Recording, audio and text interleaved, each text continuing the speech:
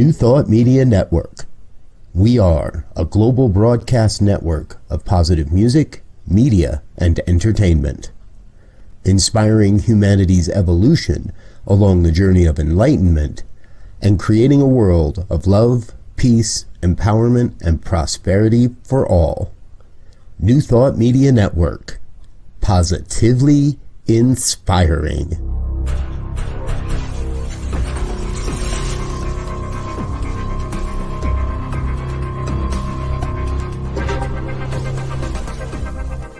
Live from a secure concrete bunker somewhere in Ohio, New Thought Media Network presents Pastor Michael Mangus with Friday's Fireside Chat, spiritual conversation for today. Here he is from the secret radio room, surrounded by thousands of watts, Pastor Michael Mangus.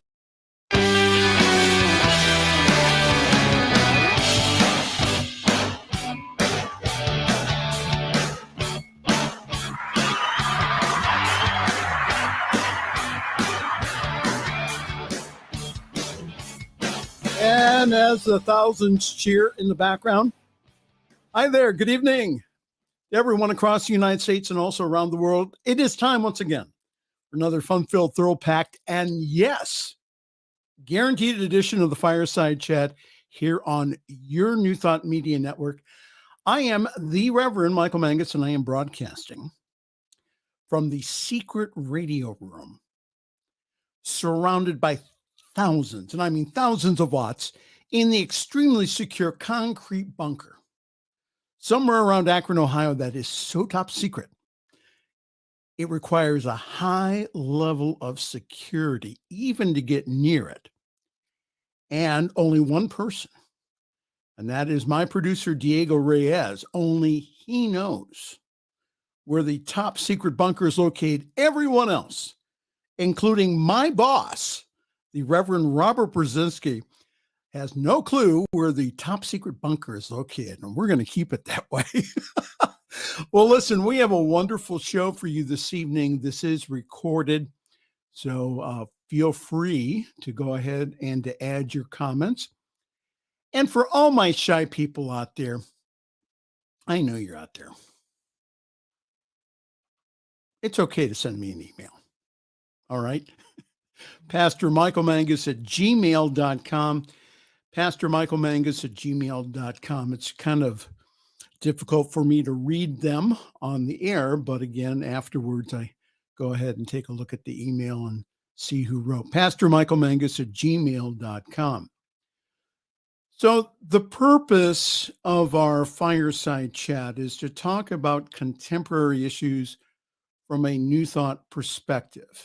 And as I have said time and time again on this broadcast, is that I want us all to have a new thought about what is going on in the world and the role that we play in it. We talk about at our centers, and all the authors also talk about the whole idea of oneness. We are all one. So if we're all one, then we have an opportunity then to use our oneness to change the planet. So that's the opportunity that we have. My special guest this evening in the second half of our program is author Lynn Lok-Payne. I purchased Lynn's books on Amazon and was extremely impressed with her writing and her message. Lynn is the author of 2 books, Speak This, Not That, Positive Affirmations to Have a Better Day, and a wonderful book to go through, especially if you're going through a period of change called Wake Up, Change Up, and Rise Up. Lynn has quite a story to tell about her husband suddenly passing away and then 3 weeks later having a fire at her house. Wow. So she was down to almost nothing. And so it was through her deciding to change, deciding to make lemonade out of lemons, that her life has been transformed. And so she's now writing about it. So Lynn Lok-Payne, our guest here in the second half of our program. Well, all of us associated with Centers for Spiritual Living attended Vista Conference last week, 2023, which was a virtual conference. I would like to say congratulations to our brand new spiritual leader, the Reverend Sonny Cantrell Smith, who's from Lexington, Kentucky, who was elected our new spiritual leader at the conference. The speakers we had were absolutely outstanding, including an inspirational message from CSL Youth Representative Reed Brzezinski. If that name sounds familiar, especially the last one, he is the son of the Reverend Robert and Laura Brzezinski of our network here. And I do have my permission from Reverend Robert to dye my hair green. Like Reed had. I better not. It's coming up to wedding season and brides don't like you to have green hair. So thank you to the CSL events team. You did a marvelous job, a great event. They had 3 separate locations around the country, and to coordinate all that, make all that work, really showed a lot of back end work. So again, CSL events team, thank you so very much. And we'll see you next year at our yearly conference, which will be live somewhere. It has not been determined yet. All right, let's briefly check the news here from CNN. And we start off in Ukraine. Today marks 1 year since the start of the Russian full-scale invasion of the Ukraine. Ukrainian President Volodymyr Zelensky said that despite all the hardships resulting from the war, 2023 will be a major turning point in the conflict. It was a year of pain, sorrow, faith, and unity. And this year we may remain invincible. We know that 2023 will be our year of victory. Zelensky said in a statement, many residents have left the capital of Kyiv today, fearing a new wave of potential Russian attacks. Also, meanwhile, Ukraine has called on all of its allies to redouble their support at this critical stage of the war. Ukrainian foreign minister said today, and also National Security Advisor Jake Sullivan has also vowed that the U.S. would do everything it could to get Ukraine the key equipment it needs. Although he said the F-16 fighter jets, which Kyiv has requested, were not the key capability needed for right now. So this week at Vista, we heard a report from our centers in Ukraine. There have been a group, mainly from the United States, made up of ministers and practitioners, who have kept in contact with them daily. I remember one of the reports about one of our Ukrainian practitioners apologizing for the air raid sirens going off in the background. How would you like to live there? So our prayers for peace continue for Ukraine and also for the other troubled areas of the world, including the Mideast, Africa, and South America. Ernest Holmes, the founder of the Science of Mind, wrote about a day when all war will cease, because humanity will finally recognize the divinity in all of us. So we in New Thought continue our prayers and efforts in creating a world that does work for everyone. Next story is one that's close to home here. Federal officials have released an initial report on Thursday concluding that the toxic train wreck or toxic train derailment in East Palestine, Ohio, was completely preventable. I always know a native because the newscasters call it East Palestine, long E. It's about an hour away from our super secret concrete bunker. The report from the government found that one of the train cars carrying plastic pellets was heated by a hot axle that sparked the initial fire. According to Jennifer Homendy, who is the chair of the safety board, as the temperature of the bearing got hotter on the car, the train passed by two wayside defect detectors that did not trigger an audible alarm message because of the heat threshold was not met at that point. A third detector eventually picked up the high temperatures, but it was too late by then. The report outlined how investigators will continue examining the procedures, the practices, and the design prior to the train's derailment. And so far, the investigation found no evidence that the crew did anything wrong prior to the incident. And I would also add this too, that derailments happen frequently here in Ohio, with our state being crisscrossed by train tracks.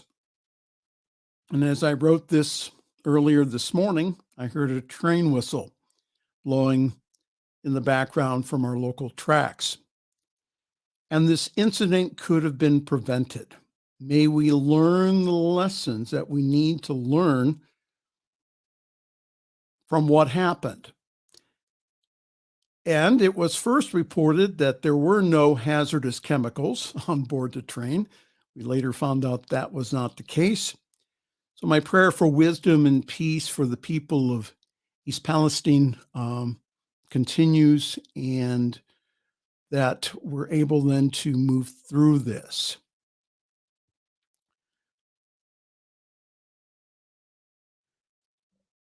We have a winter storm that's moving across the U.S. It's causing numerous power outages, flight cancellations, and road closures, and has put millions of people under weather warnings. More than 828,000 customers are without power this morning due to the weather, according to poweroutage.us. Millions of others are under various alerts across the West, into the Northern Plains, the Great Lakes region, New York, and also New England. And in a rare event, some areas of Southern California will be under a blizzard warning today, the National Weather Service said. Meanwhile, temperatures are heating up across the Southeast, where at least 50 record highs were reported on Thursday. The dueling winter storms and southern heat created a stark 100-degree temperature difference between the Northern Rockies and the South earlier this week. So if you're under severe weather, just put another log in the fire and get yourself some cocoa and stay in this weekend. Also in other news this week, Minnesota Democratic Governor Tim Walz is poised to sign a bill that would speed up the right to vote for ex-felons. Walz is expected to sign legislation referred to as the Restore the Vote by its supporters into law early next week, his office said. The bill will go ahead and restore the voting rights of thousands of convicted felons this summer once they leave prison instead of after they completed parole. The bill, though, has been and continues to have legal challenges and contentious political debate. Removing the obstacles to vote for former felons have been the subject of partisan bickering in some states because of the perception that this group of voters is more likely to support Democratic candidates. It was interesting during our convention last week that we had a workshop on restorative justice. My question here is, does our system of justice continue to punish individuals even after jail time? Ex-felons have a hard enough time getting employment after prison, with some jobs, including some clergy positions, not available to them. So to give individuals the right to vote adds some dignity and responsibility to their lives. My opinion. If you're wondering what you're watching this evening, hi there. This is the Friday evening fireside chat here on your New Thought Media Network. I am Reverend Michael, and I'm just going through the news here quickly before we have our guest on, author Lynn Lok-Payne. She'll be our special guest here in just a few moments. Our last article this evening covers something that I have been taking a look at and have been talking about and also covering here on the Fireside Chat. Southern Baptist Convention this week disfellowshipped Saddleback Church over the role of women as pastors. The SBC leadership disfellowshipped Saddleback Church from the convention on Tuesday, concluding a long-running debate about one of the largest and most well-known churches in the denomination. The executive committee approved similar recommendations for 5 other churches, one being a sex abuse-related issue, and 4 others for women serving in the senior pastor role. There is a mechanism, though, for the churches to appeal the decision.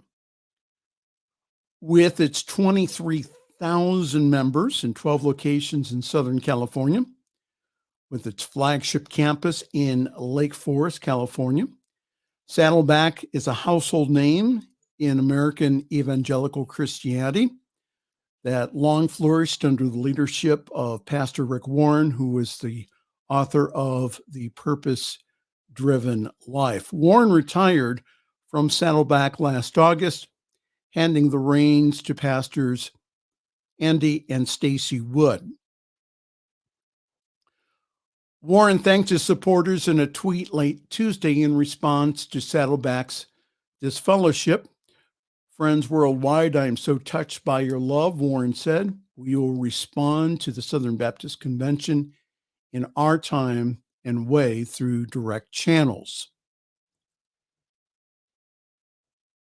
Even before Warren announced his retirement and the Woods as his successors last year, Saddleback has been at the center of a multi-year controversy in the SBC over the role of women in church leadership.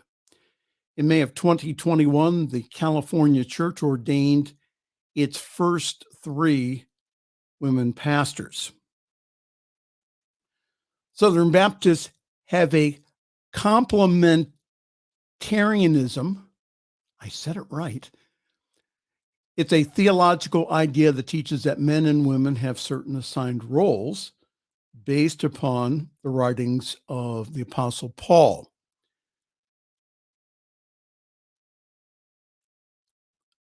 I kind of knew this was coming. The Southern Baptist and other denominations have long believed that women should not hold the office of minister or pastor based upon their interpretation of Paul's letters to the churches in the New Testament.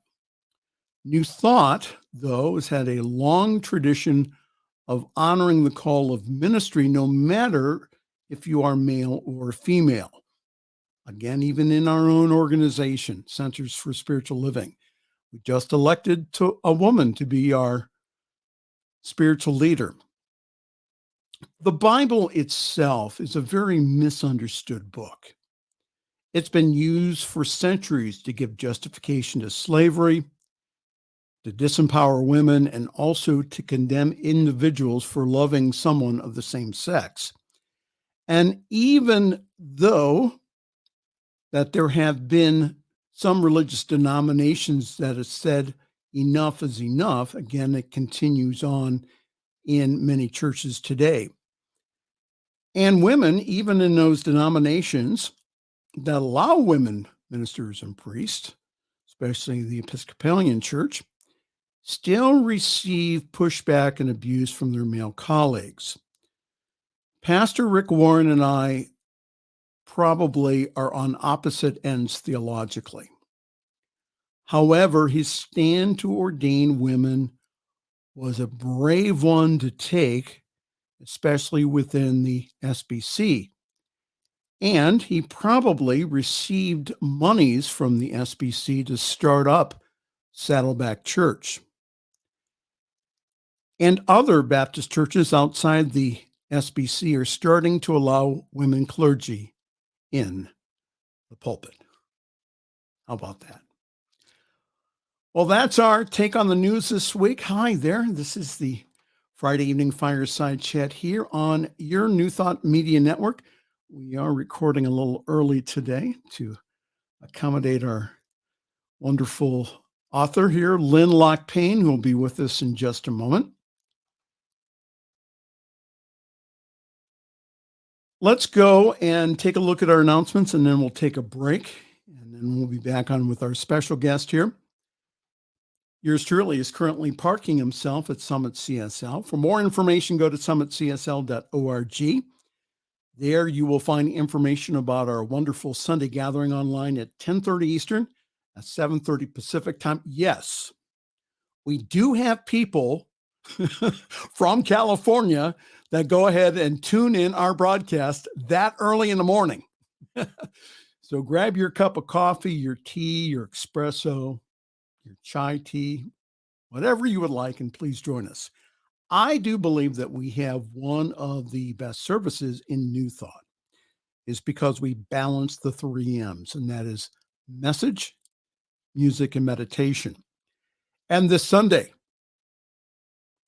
our speaker will be New Thought Media superstar, the Reverend Michael Mangus.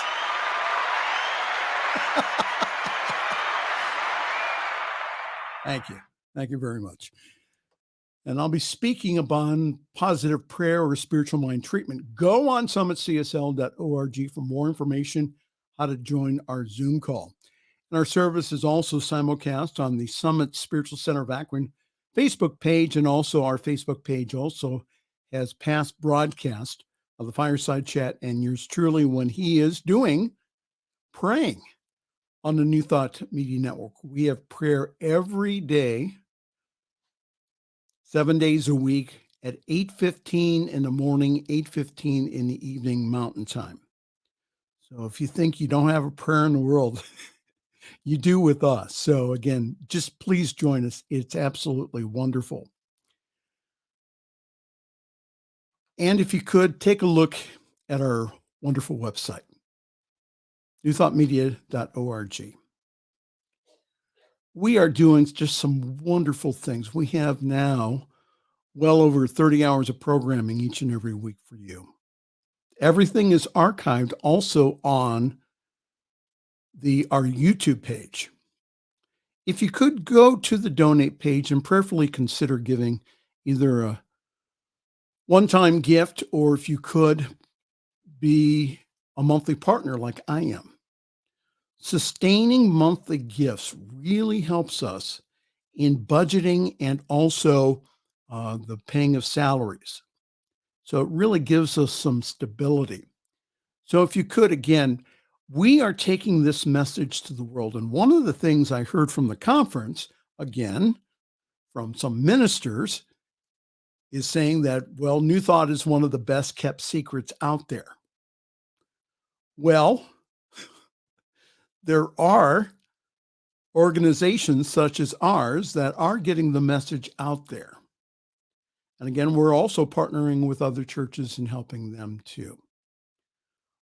Our programming is just outstanding. So again, go to ntmedia.org/donate. And again, we really appreciate your support more than you will ever know. All right. Okay, before we have on Lynn Lok-Payne here, we're going to sell some soap and then we'll be right back. This is the Friday evening Fireside Chat here on your New Thought Media Network. New Thought Media Network is on the rise. We're looking to grow with you. Do you have technical media experience? Or perhaps a desire to learn? Are you willing to volunteer your precious time and attention? We share this message to benefit all. If you possess a computer with a camera and a microphone, we will share our knowledge with you. Behind the scenes or being the star, let us bless our one. Contact us at info@ntmedia.org.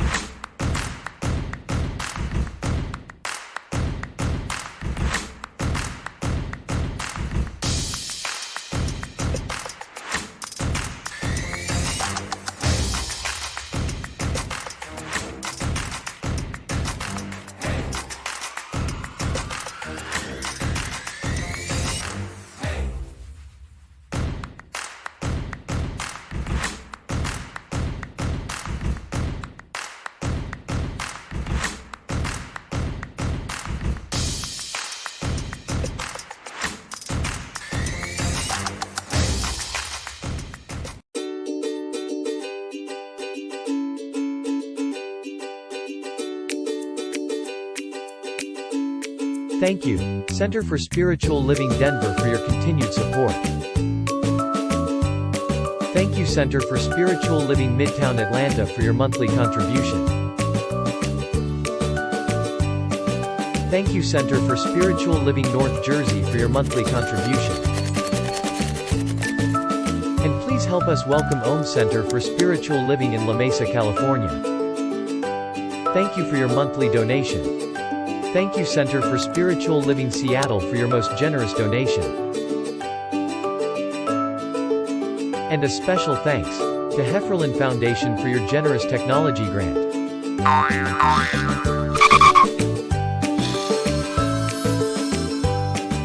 And Suze Ajit, thank you for your very generous donation.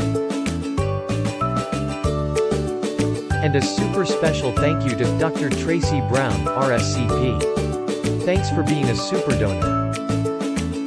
And a big shout out to all our committed donors.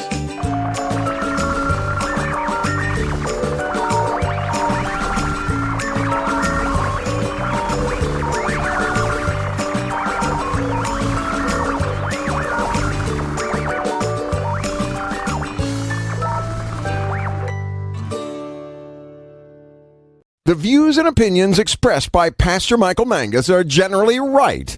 However, they are his own and do not reflect the views and opinions of New Thought Media Network, Centers for Spiritual Living, or any other person living or dead. As they say in the 12-Step Recovery Program, take what you like and leave the rest. Here again is Pastor Michael. It is such an honor to have on this evening author Lynn Lok-Payne. I purchased her books about a month and a half ago. Extremely impressed by them. She's the author of 2 books, which is Wake Up, Change Up, and Rise Up. And her latest book is called Speak This, Not That. And that's positive affirmations to have a better day. Lynn has quite a story of coming back, of again, taking the lemons in her life and turning them into lemonade. And what just a wonderful example of what life can be when you make the right choices. So it is my privilege and pleasure to have on our show Lynn Lok-Payne. Good evening here on the New Thought Media Network. Good to have you. Thank you. Hello, everybody. All right. So kind of give us what started you getting involved in self-development, change. What happened in your life that had you make a shift in your life?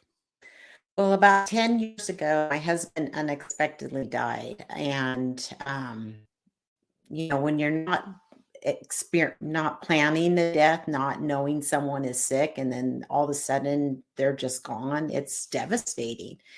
Then about 3 weeks later, a fire took out a portion of our home, and my daughter and I had to move out for 7 months while it was rebuilt. Not being able to grieve in the comfort of my own home took away my security. I mean, I felt just so lost. I fell into a deep depression.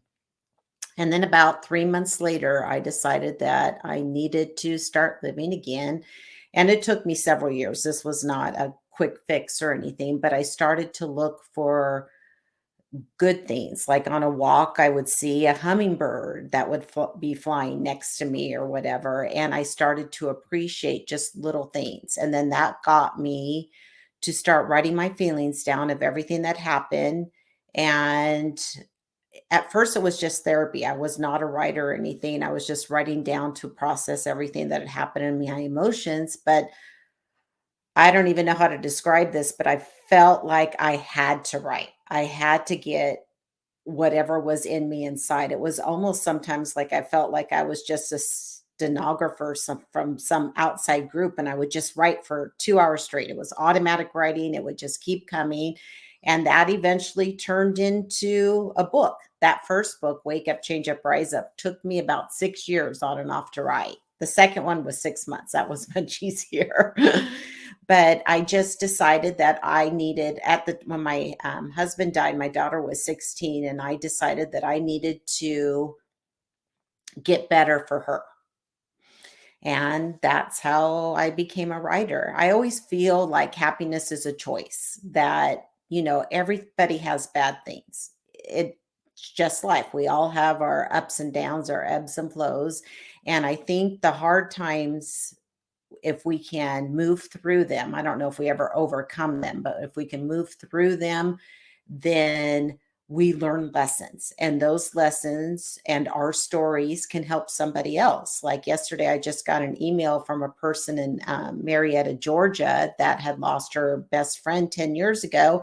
And she saw my post and reached out to me, and we had a conversation. And I think that we can help others. We might not be going through exactly what someone else has, but I think we all share struggle, challenges, and obstacles we have to overcome. And when we share our stories, we can connect to each other in a much deeper way. And I really believe that we're all connected. I love the quantum physics where everything is connected, and a cell here can affect another cell or an atom across the world. It fascinates me. I've had friends that have gone into spirituality through quantum physics. Oh, really? Yeah, it's a pretty interesting leap. So talk to us about how you made that choice to live. And the reason I ask this is because I've had friends of mine, people that I've known, that have gone through similar experiences. What they have done is basically my life's over. I can't do anything else. So what was in you that said, I really need to wake up and to smell the coffee and to go on with my life? Was there, besides the events that you talked about, were there other things or synchronicities that went on to make you decide to do what you're doing now? I think that I just woke up one morning a few months later, and I made a decision. And yes, it was a conscious decision that I needed to start living again. I was 48 when my husband died. And do I want to spend the next 40 years or whatever I have left being in this sorrow place? And I decided I didn't. And as I said before, it took me a long time. Maybe you take 2 steps forward to take 1 back, but eventually you have to start looking for the good. You have to start finding what makes you happy. And for everybody, that's a different timeline. My timeline is not the same as everybody else's. I know people that after 6 months after they've lost their spouse were doing better. I know people that it's been over 10 years and they're not doing better. But I think you have to make a decision to work through the grief. I had postpartum depression, so I had had depression before. So when my husband died, I knew I needed to feel my emotions. I wanted to get to that bottom place where I had to break open because I knew I needed to do that before I move forward.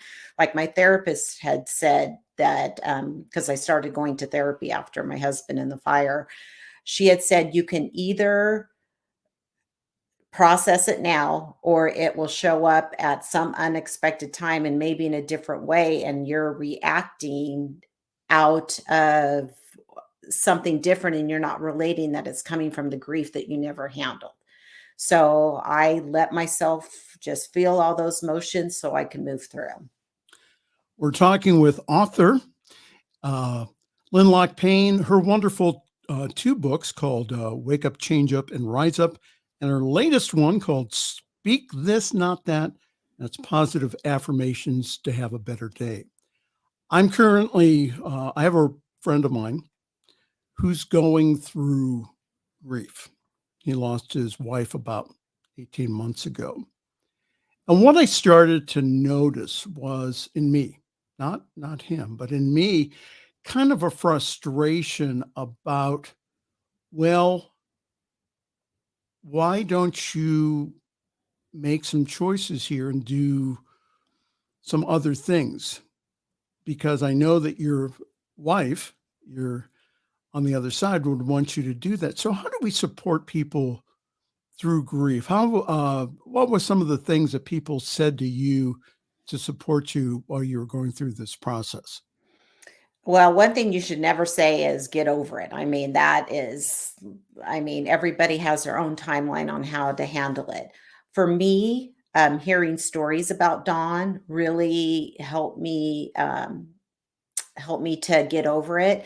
And one thing I want to point out is that just listening, you can sit with someone and just listen to them talk. Sometimes they just need to vent.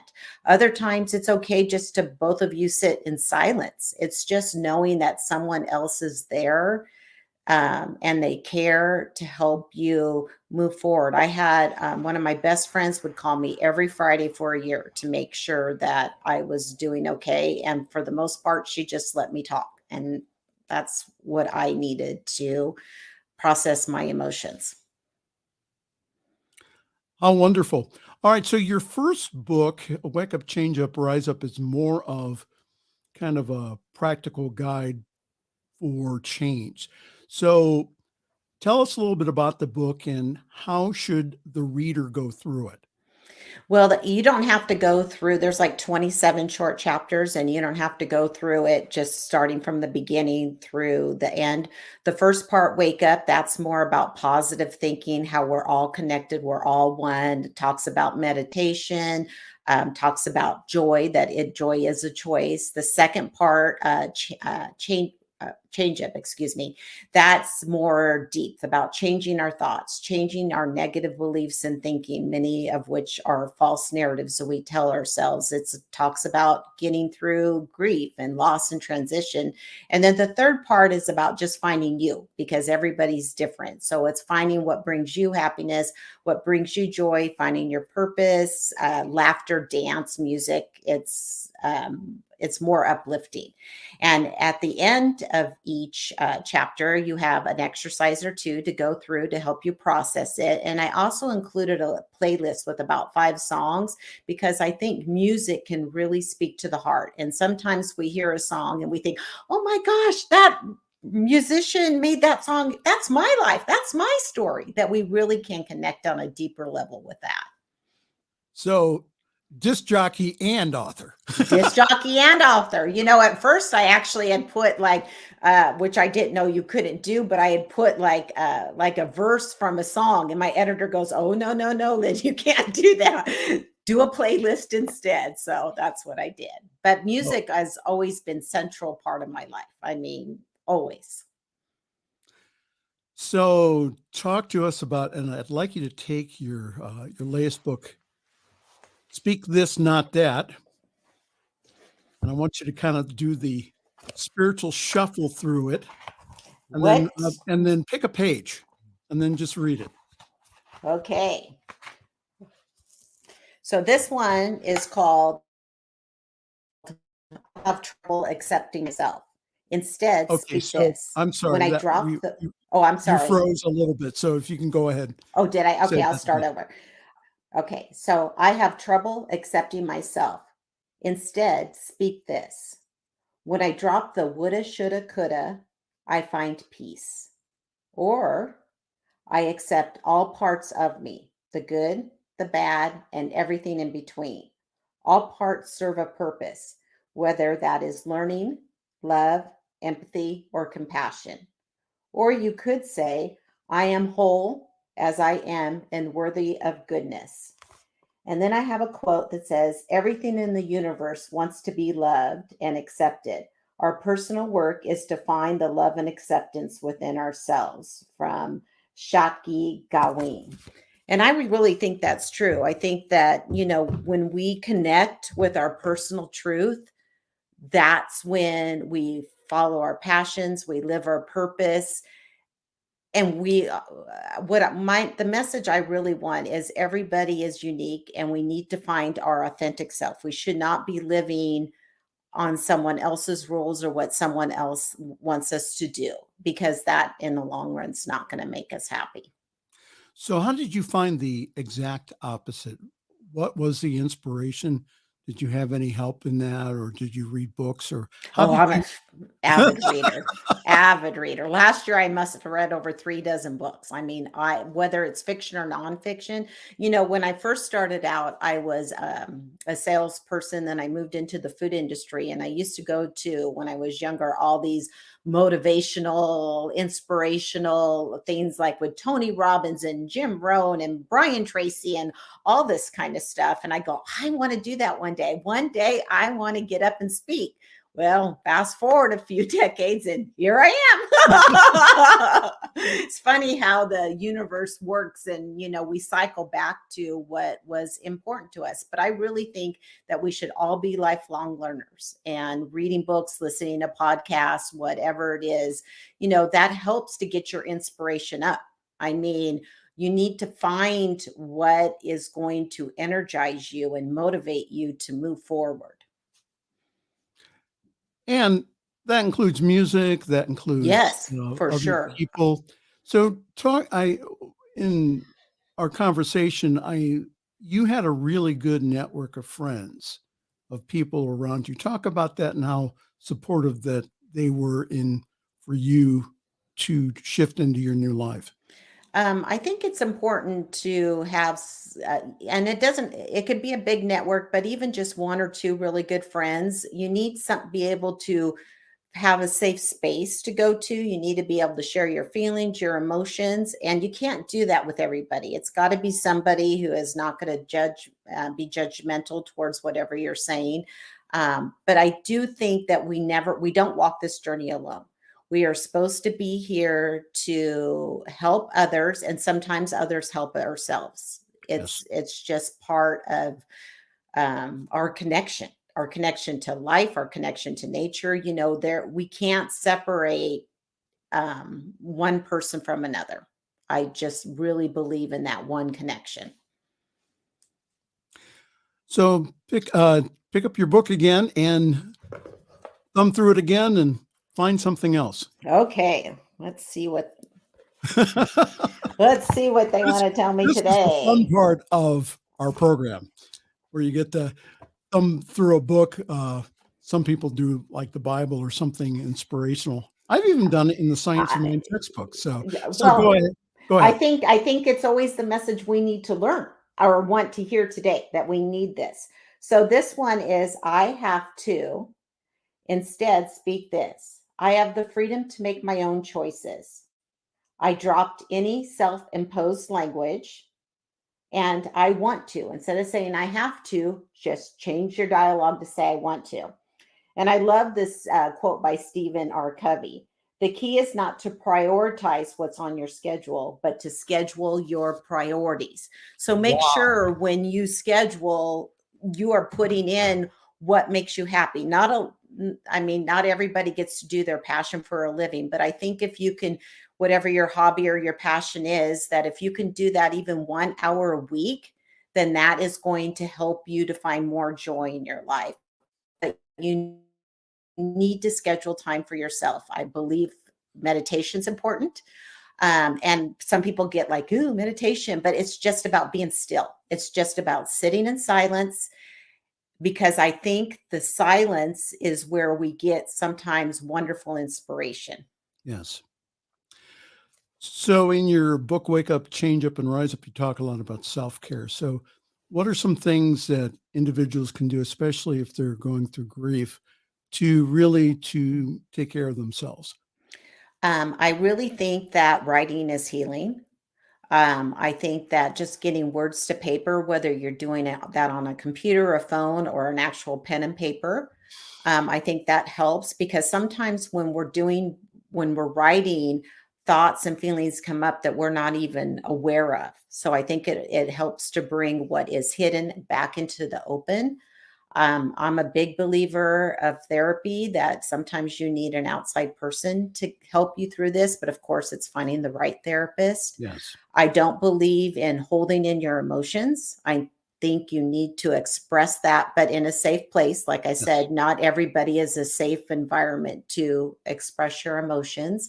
I believe uplifting music helps you, but sometimes sad music. Sometimes you just need to cry and you want to watch a movie or you want to hear a sad song, and that's okay, because that helps to release what is being trapped inside. Because there's a book called the Body Keeps Score, that our minds like hold in all this tension and we don't even realize it. And if we're in this fight or flight mode for years, that it just causes physical pain and stuff. Yes. And, we need to release that. I think that whether it's taking baths, reading, spending time alone, I really think whatever works for you. I even have a little part of the book about meditation, where I take a cup of tea and I sip it, and it's being in the present moment. That's really important. It's just being in the present moment, because we can't change the past. The future are just what ifs. The only power we have is in the present moment, and finding ordinary moments to be happy, whether that is a phone call from a friend or reading a quote, or, just little things. Because I do think when we look back on our lives, a lot of what brings us happiness and joy are all the little things, whether that's having coffee with a friend, taking a walk in nature, which I'm a big proponent in walking, because I think that helps us to find that we're more than just ourselves, that there's this big world out there and we're connected to it. It also helps to release emotions, but it also brings me inspiration. Sometimes, like, I'm writing, and if I get stuck, I'll take a 20-minute or a half-hour walk. And it's funny because I come back with, okay, I got this. I got some inspiration. So I think movement, and that could be dancing too, or any form of exercise, gardening even. A lot of my friends garden. So I think that that's a wonderful way of taking care of yourself. So on your book, Speak This, Not That, how do you recommend to go through that book? Just to read everything, or to do like we did and just kind of do a flip through? Then I have a follow-up to that too. Yes, you can do whatever feels good, or you can take it, and because it's broken down into sections like success or joy, you can take just one of the affirmations, and that could be your daily affirmation. Pick one of the three and use that as an intention to set your day. All right. So how do you find out how you're thinking? And the reason I ask this is because that I've had some things happen around me that, again, people will come up to me and say, do you really want that? Or they'll point out something to me, again, in a loving manner of, well, you use that word a lot, or you use that, that phrase a lot. Is that something that really supports you? So how do we find out about some of these misbeliefs that we have that aren't really serving us? That's a tough question because I think a lot of times we have this it's called negativity bias. Our brain goes right to the negative instead of the positive. And this comes from earlier days when we needed the fight or flight mode because a tiger was coming to, get us. But we have to become aware, which is the biggest part. Most of the time, we have this mindless, constant negative chatter in our brain that we don't even realize what's going on. So we have to take time to reflect and see what our beliefs and are telling us. Are they moving us forward, or are they keeping us stuck? We need to pay attention. I think a lot of people today, we're so busy with work and social media and other commitments, we don't take time to reflect. And I think it's very important to do that. So were there some things that helped you besides affirmations to help you rewrite your story? Affirmations, positive quotes, books on grief, and then, those books on grief turned into more positive books on, how to find happiness and, how the mind works, because I'm fascinated by how our mind works. And I think that we don't realize a lot of times that we have a choice and changing our internal dialogue. And once we realize that, then we can move forward for a better life, because all we really want is to have a better day, right? That's all we're looking for. We're not, maybe we're looking 10 years down the road, but really all we need to concentrate on what is going to bring happiness to me today. And I want to share with our audience is that you don't have to do this alone. Okay. One of the things that I think that a lot of spiritual seekers miss is the power of community. We recently had one of our members had a fire. And so what we're doing as a community is we're putting together a love basket and also a cash donation to help them through. And I think that that's one of the things that that's the reason I affiliate with a church. You don't have to have a church or a center, but that's one of the reasons why I do and am involved in community. It's not because I hold the title of reverend. It's because, again, that really helps me to have loving people around me that say, you're not your normal chipper self. What's going on? Or to really, again, to call me on my behavior sometimes. And people that say, do you really want that in your life? When we speak it, we birth it. And so one of the things I recommend is that, again, if you notice a negative thought, at least don't say it. Don't say it out loud. Just, again, that's something for your journal. And again, for some folks, especially, and I've noticed this in 12-step programs, some people just really just don't know how to think and how to get their life around. And so that's why I encourage everyone here is to, as you're watching this, is again, to get help, get support. Again, a therapist, again, loving community, spiritual minister, spiritual practitioner, someone, again, you have people around you that love you, that will love you through whatever change that you're going on. And this is the right time to go back to community.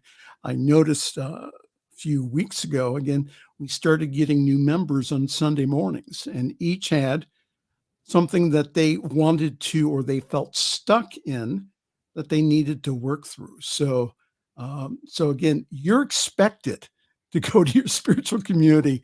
And that, again, we have lots of, people here on the New Thought Media Network.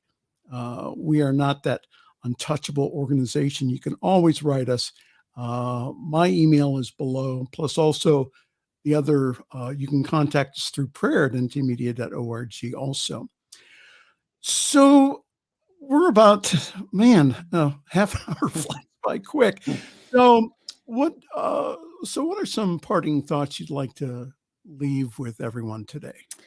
Well, I'd like to let everyone know that, we're never going to get rid of all of our negativity. That's just the way our brain works. And when we become more aware of what's going on in our heads, then we can change the dialogue.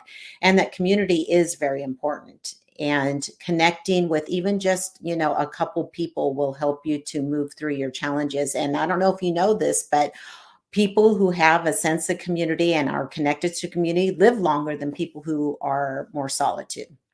So That if you want to live yes. longer, then find that community and find the right community. I mean, sometimes you may have to travel around to different ones, but find people who are not trying to make you what you are not, be more like them. Find somebody who loves and accepts you with all your quirkiness and all that. So And a wonderful place again to look for that again is Unity Churches, also Centers for Spiritual Living, anything New Thought. I think that those are the places that I found that for me were extremely supportive. And that, so again, when you go to one of those communities, that you are not thought of as a sinner or someone who needs fixed.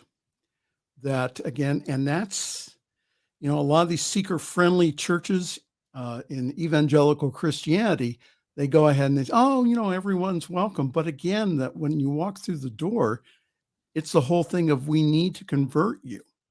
Whereas in our centers and other spiritual groups is that we are here to assist and help you on the path. So there's nothing about you to change. You don't have a sinful nature or now there may be some things that you want to change, but the change is up to you though. So just know that again, if you are seeking after community or people, again, one of the best places I have found has always been New Thought churches and, again, my own brand of Center for Spiritual Living. Lynn Lok-Payne, thank you so very much. Let me go ahead and get the books up again. This is her latest book, Speak This, Not That. And again, it's on sale at Amazon. You can either download it to your Kindle or you can, again, get the paperback or hardcover. The other one, her first book was called Wake Up, Change Up, and Rise Up. These are practical tools for personal transformation. Again, the books are reasonably priced, so you can go ahead and you can download them on your Kindle, or you can get the Kindle app, put it on your computer, and start working through these books. These are very, very powerful tools that you could use, again, to change your life around today, to start the change. And so, again, it's how we think about it. We have a choice here. So again, when the shift hits the fan, I did not cuss. When the shift hits the fan, that you're able then to go ahead and to work through it. And that's a part of, again, of your spiritual growth and development. Lynn Lok-Payne, you've been a delight. So really you, appreciate Michael. you being here. Thank you for having me. And thank you to all the listeners out there. All right. Thank you. That was Lynn Lok-Payne. And again, her books, Wake Up, Change Up, and Rise Up. And also the other book, her latest book called Speak This, Not That. How wonderful. All right. Boy, an hour flies by quickly when you're having fun. So we will see you next week. Again, if you miss any of our programs here on New Thought Media Network, go to our YouTube page and please subscribe. That really is helping us, again, to monetize the channel and for us to get the support that we need to be able to keep this network running. So again, you don't even have to give us money, just subscribe, and that really helps us. So for Lynn Lok-Payne and the rest of our staff here at the New Thought Media Network, I am Reverend Michael Mangus, and I'm going to wish you a wonderful Thanks for joining us this evening for Friday's Fireside Chat with Pastor Michael Mangus. Join us again next week at 8 Eastern, 6 Mountain for more spiritual conversations for today. For more information and replays of past shows, please visit the New Thought Radio and Media Network's Facebook page. Until next week, may God bless you richly and abundantly.